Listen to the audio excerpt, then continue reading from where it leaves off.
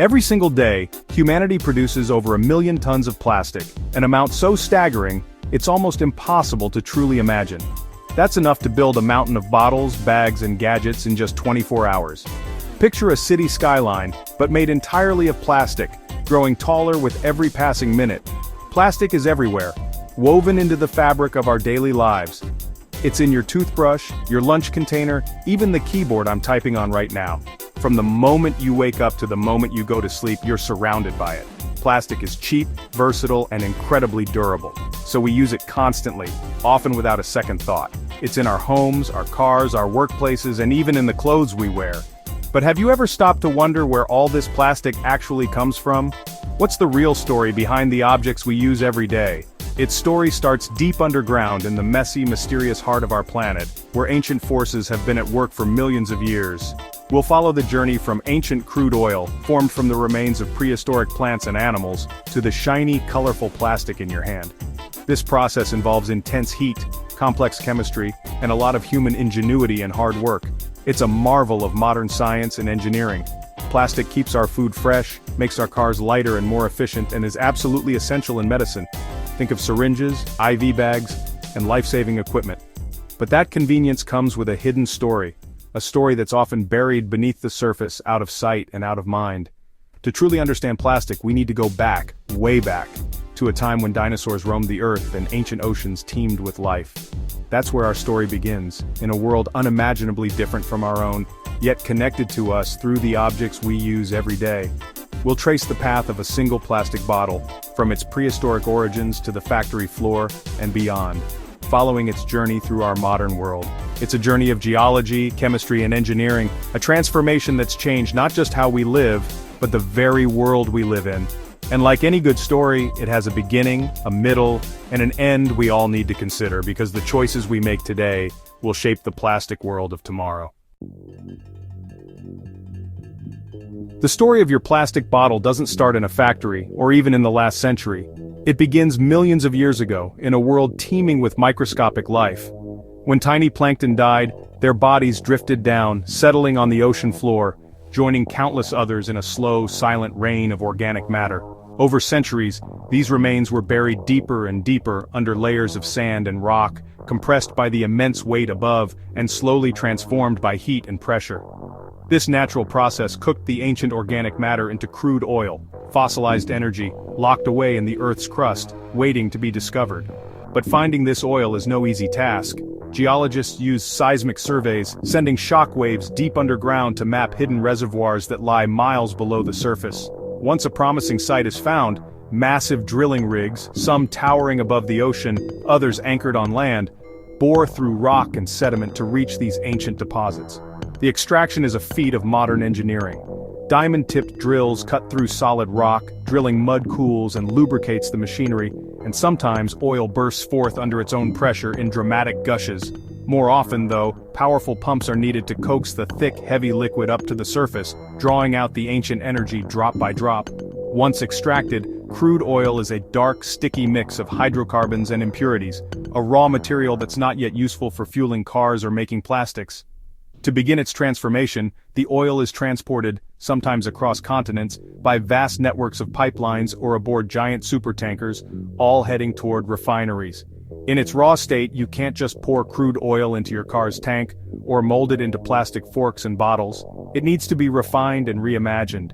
The refinery is where the next chapter of our plastic story unfolds, a place of transformation, where ancient carbon is reborn as modern material. Here, crude oil is separated, purified, and broken down, becoming the building blocks for everything from gasoline to the plastic in your bottle. Let's see how that incredible transformation begins, and follow the journey from ancient ocean life to the plastic bottle in your hand. An oil refinery is a city of pipes, towers, and furnaces stretching across the landscape like a mechanical maze. It's a place where science and engineering come together on a massive scale, working day and night to transform raw crude oil into valuable products. All these intricate systems work together to break down crude oil, a thick, sticky mixture straight from the earth, into its useful parts. The first job is to separate the messy mix of hydrocarbons using a process called fractional distillation, which is the heart of the refinery. Crude oil is heated to around 400 degrees Celsius in giant furnaces, vaporizing it into a hot gas that's ready for sorting. This gas enters a tall fractionating tower, cooling as it rises through a series of trays and chambers. Inside, different hydrocarbons condense at different heights, heavy ones at the bottom, lighter ones higher up, each layer forming a distinct product.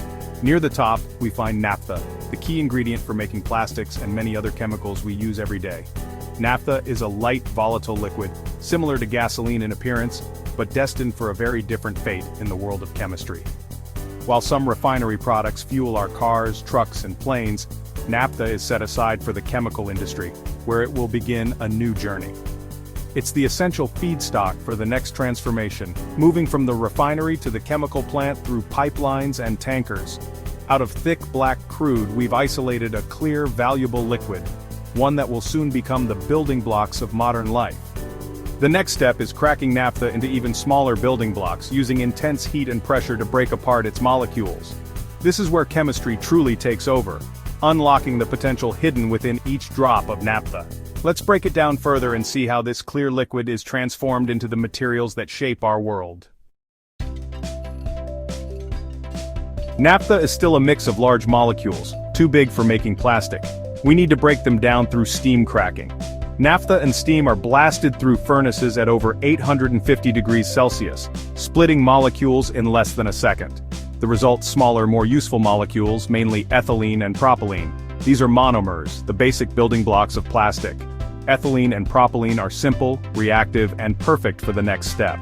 After cracking, the hot gas mixture is cooled and separated to isolate pure monomers. These are pressurized and stored as liquids ready for transformation. We've gone from crude oil to naphtha and now to the fundamental building blocks. The stage is set for making plastic. Now we have pure monomers like ethylene and propylene. To make plastic, we link millions of these tiny molecules into long chains, a process called polymerization. Inside a reactor, monomers and a catalyst combine under controlled conditions. The catalyst sparks the reaction, joining monomers end to end into giant polymers. Different catalysts and conditions create different plastics, from flexible bags to rigid car parts. As chains form, the mixture thickens into a tangled mass, raw plastic. Once complete, the polymer is removed as powder, fluff, or a thick liquid. Additives are mixed in: colorants, plasticizers, UV stabilizers, flame retardants. The plastic is melted and formed into small pellets called nurdles. These pellets are the currency of the plastic industry. Easy to transport and store, they're ready for the final manufacturing step. From gas to solid, the transformation is complete. Now it's time to shape the plastic into everyday objects. Plastic pellets or nurdles are melted and shaped into final products. Two main methods: extrusion and molding. Extrusion creates continuous shapes, pipes, films, bags, by pushing molten plastic through a die. The die's shape determines the product: a circle for pipes, a slit for sheets. For bags, the plastic is extruded and inflated like a balloon, then cut and sealed. Injection molding is used for complex shapes: bottle caps, Lego bricks, computer casings. Here, molten plastic is injected into a metal mold, filling every detail. The mold cools, and the solid part is ejected. These processes run non-stop in factories worldwide, producing miles of plastic goods daily. From pellets to products, plastic takes its final form. After shaping, plastic must cool and solidify. In molding, water-cooled channels rapidly harden the plastic. In extrusion, products pass through water baths or cool air. Timing is crucial: too fast and parts warp, too slow and production lags. Once cool, products are ejected or cut to length. Excess plastic or flash is trimmed for a clean finish. Many items are decorated next. Logos, labels, and designs are added by printing or in-mold labeling. In-mold labeling fuses graphics directly onto the product, making them durable and scratch-resistant. This is how shampoo bottles and yogurt cups get their vibrant look. The result: finished plastic goods ready for the world. From cooling to decoration, every step is about efficiency and quality. The journey from raw material to finished product is almost complete. Now these items are ready for their final destination. Finished plastic products are inspected, packed, and shipped worldwide.